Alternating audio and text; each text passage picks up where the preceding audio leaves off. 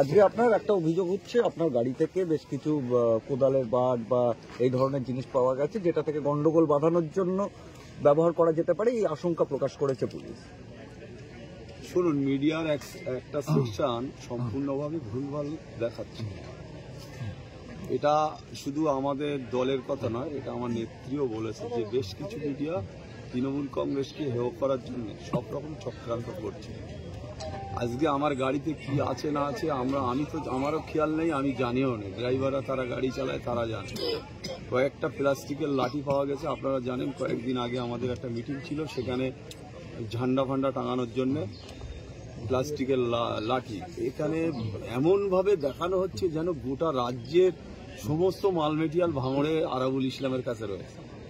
এটা একটা যেন মানে ভাঙড় মানে একটা অপপ্রচার, এমনভাবে অপপ্রচার হয় যে এটা ভাবা যায় না। দুটো স্টিকার, দুটো প্লাস্টিকের লাঠি, দুটো থাকতেই পারে, তাতে কি আছে? তাতে কি অপবিত্র হয়ে গেছে না অশুদ্ধ হয়েছে এগুলো?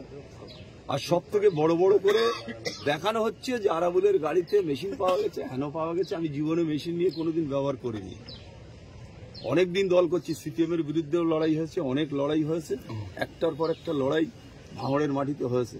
কোনোদিন আরাবুল ইসলামের হাতে কোনোদিন কেউ দেখিনি যে আরাবুল একটা লাঠি নিয়ে বেরিয়েছে। আজকে মিডিয়ারা যে অপপ্রচার করার জন্য দরকার, মিডিয়ারা সেটা করছে, করুক, কোনো অসুবিধা নেই। তবে একটা কথা আমি আবার বলছি যে এই ধরনের অপপ্রচার তাতে আরাবুলের কিচ্ছু যায় আসে না। আমার নেত্রীর নাম হচ্ছে মমতা বন্দ্যোপাধ্যায়, যার নেতৃত্বে আজকে গোটা বাংলা। অভিষেক বন্দ্যোপাধ্যায় আমাদের নেতা। আমরা সবসময় ভাঙড় তৃণমূল কংগ্রেস আমরা একাধিকবার লড়াই হয়েছে।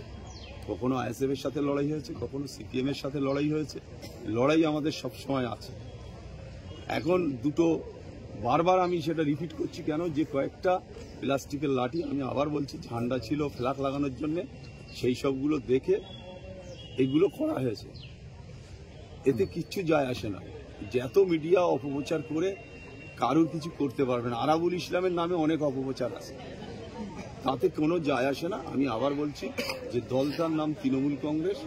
মমতা বন্দ্যোপাধ্যায়ের নেতৃত্বে আমরা লড়াই করি, অভিষেক বন্দ্যোপাধ্যায়ের নেতৃত্বে লড়াই করি। সবসময় লড়াই আছে ভাঙড়ের মাটিতে, সবসময় লড়াই জারি থাকবে। এই লড়াইয়ে আমরা সবসময় জিতব, এই লড়াই থাকবে। মিথ্যে বলে, মিডিয়ারা মিথ্যে কথা বলে আরাবুলকে আর বেশি কিছু করা যাবে। সভাপতির পদ ফিরে পেলেন, পুলিশ সার্চ করলো, পুলিশ সেগুলো বাজেয়াপ্তও করলো। আমি সেটা পুলিশ কি করেছে না করেছে আমি সেটা বলবো না। পুলিশ সব রকম চেষ্টা করতে পারে, সব রকম চেষ্টা করতে পারে। পুলিশের হাতে আইন আছে। তারা আরাবুল ইসলাম কেন, অনেক মন্ত্রীর গাড়িও চেক হয়।